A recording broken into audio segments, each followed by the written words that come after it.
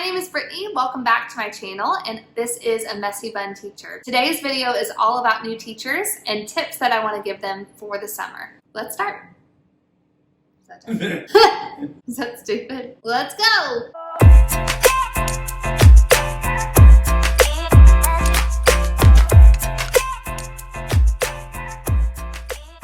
Tip number one. Here we go. Drum roll, please.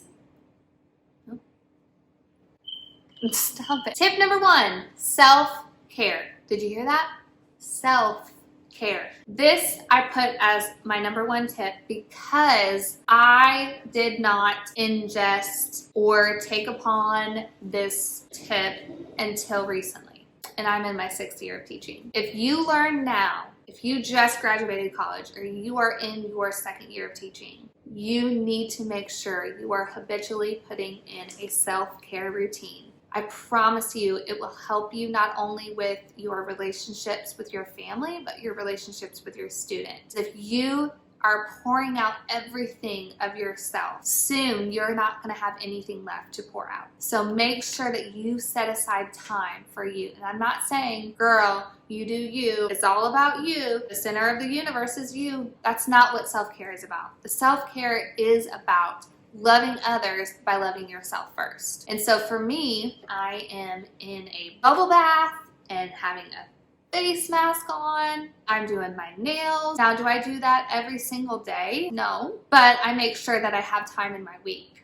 That is getting alone with the Lord. I love going outside in the morning and having my cup of coffee and opening my Bible and just getting my heart right. I don't know why I did this. Just sitting with the Lord and praying. That fills up my soul.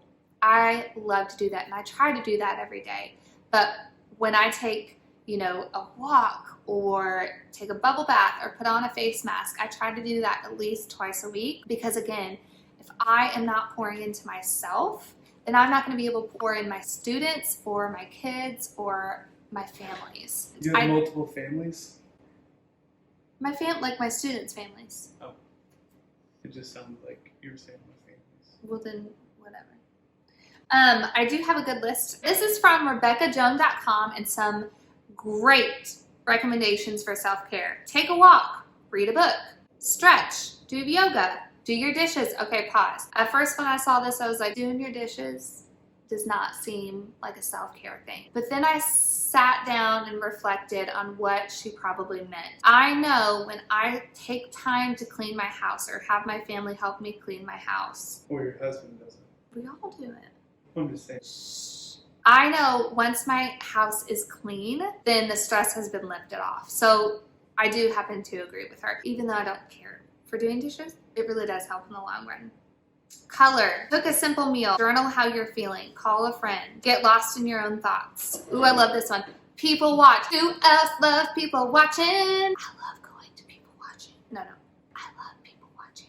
That's a secret of mine. We used to love going to the county fairs, eating a corn dog and just sitting and watching all the people. People are so interesting. You have to say that over. Why? I just put here for a marker for white. Because when you do a white balance, it tells you to put a sheet of paper. So I don't understand what you're doing.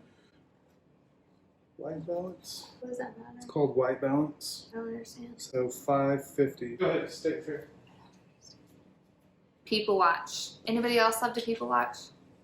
I know I do. I love just watching people and just sitting back and thinking of their story. I'm a little weird. Anyways, listen to a podcast, write a poem, start learning a new language. The list can go on and on and on. Start a habit now. Put yourself first in at least an afternoon or an evening. I know when you're so excited about your first year teaching, you literally put 110%, which you should. You should be excited. I'm still excited when it's back to school time. It's like Christmas for me. But you need to make sure that you are setting aside time for just you.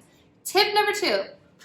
Organization. I am going to be doing an entire video over organization because it just deserves that. I have learned some tips and tricks here and there. I have had many failures of organization snafus that did not go as planned, but I know in order to be a successful teacher, you need to make sure you are organized. Put in some plans for you to label all the things. That doesn't mean label 300,000 things. Keep it simple. What are most important to you? Labeling is really good for students too. They ask you for a pencil, they need to know where your pencils are. Or, Miss Morris, can I have a piece of paper? Yes, go over there. So labeling is not only helpful for you, but it's also helpful for the students. Laminate all the things now. You have time. You're not in IEP meetings. You are not doing lesson planning right now. You're not grading right now. So now is the time to go out and laminate, label, get a planner, and start organizing that. I promise you, it will help you in the long run because back to school time is insane. You are in meetings after meetings, PD, oh, and then there's another meeting. Your time is just taken up really quickly. So right now, get all that grunt work out. I actually happen to love that kind of work. I love organizing and laminating and labeling, but don't feel like you have to make your classroom picture perfect because honestly, it just needs to be, what's the word? Purposeful, right? I wasn't here on the conversation. It just needs to serve. I got it. Your classroom doesn't need to be picture perfect. It doesn't need to look like the beautiful Pinterest classroom. It just needs to be purposeful and feel like home too. So start thinking of that. How can my classroom feel like a second home to me? That's helped me too. All right, tip number 3. Tip number 3. Ask the questions. Do not be afraid to reach out to your teacher mentors or your team. If you have just graduated or you are going to a brand new school, ask the questions. If you are wondering about the curriculum or what your classroom is going to look like or policies in your new school, I promise you, you are not going to bother them because honestly, summertime is a wonderful time to ask your teachers questions. Here's why. 1, we are not bombarded by all of these meetings and the end of the year activities and grading and scheduling. We are on break. So our brain is on a break. So we can actually absorb questions and reflect on them and get back with you. If you cannot contact them or you don't know how to contact your team, then reach out to your principal. Again, right now is a wonderful time to ask questions about what you're going to be teaching next year or ideas, tips and tricks, what your classroom's going to look like, advice from them, anything. Ask the questions. Tip number 4. Tip number 4 is all about professional development. This is also a great time to dive into professional development.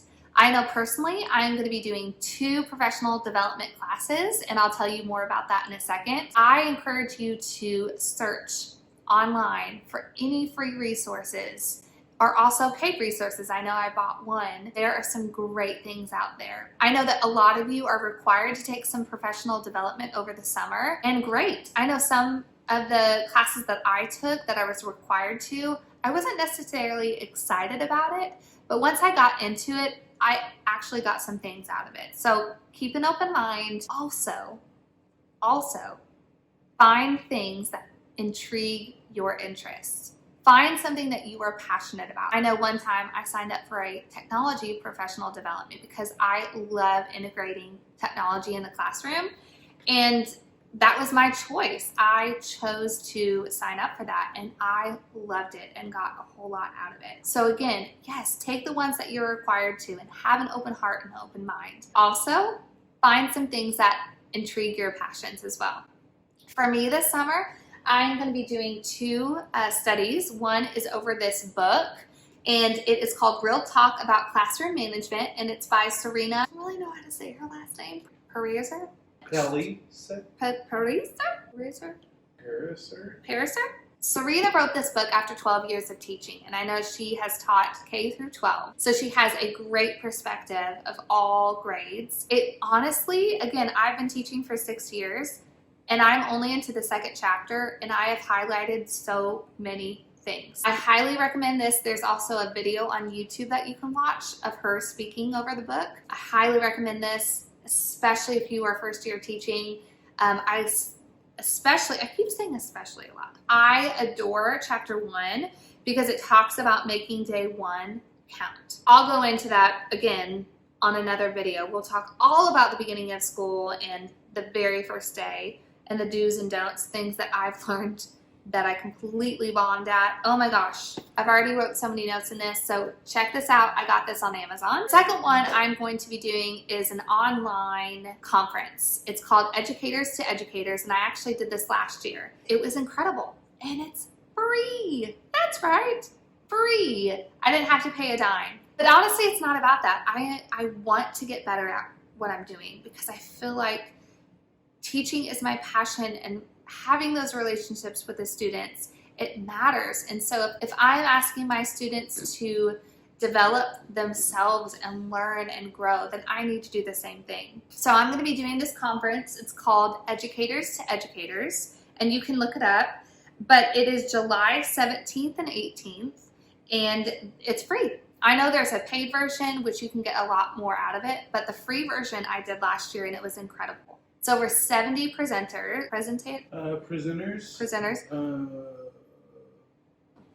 Blah, blah, blah. There's over 70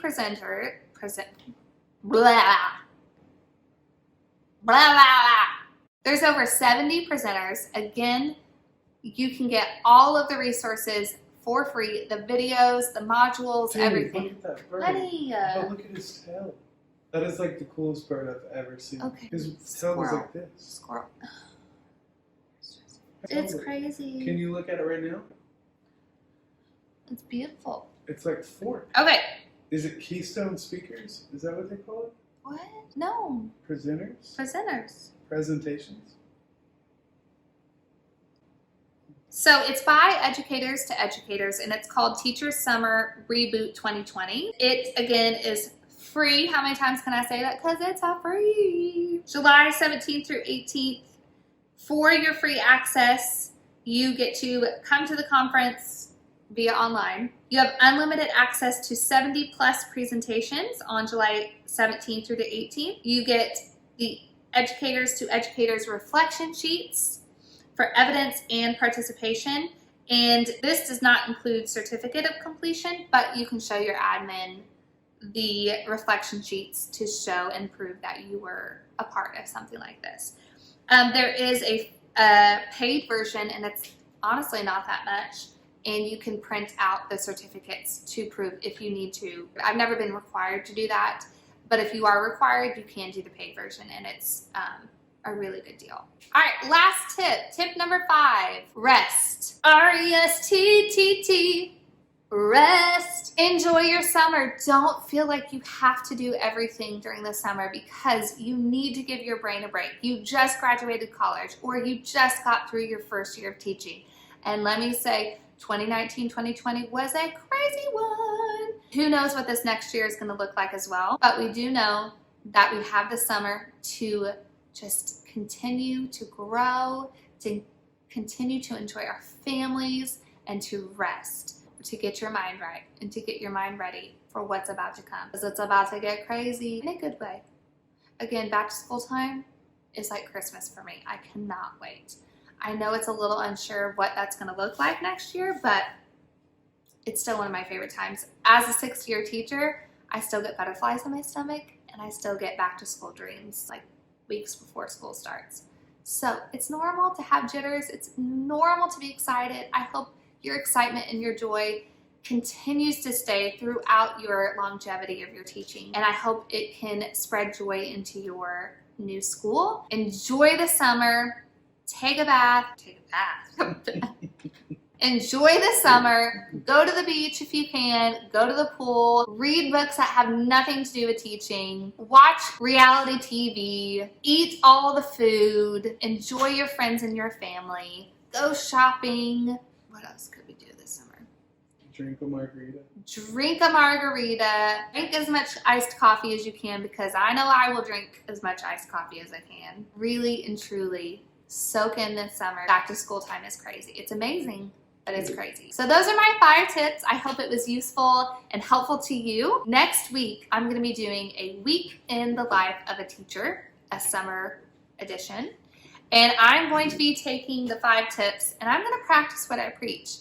I'm going to show you how my week in the summer kind of looks like. I have 2 little ones at home, so it's gonna get crazy, but I'm gonna show you ways of self-care, organization tips, PD that I'm gonna be doing. I'll probably talk more about this book and what I'm reading this next week, and some non-education books that I'm reading, and just things that I'll be doing next week. So I hope you stop by and watch that video. Thank you for watching this video, and I hope you can hit the like button, give it a thumbs up, hit the subscribe button if you're not subscribed yet, and also click on that notification bell because that will give you alerts on my next videos that are going to be coming out. Again, my name is Brittany from A Messy Bun Teacher. Life can be messy, but there's always joy to be found. Peace. Peace.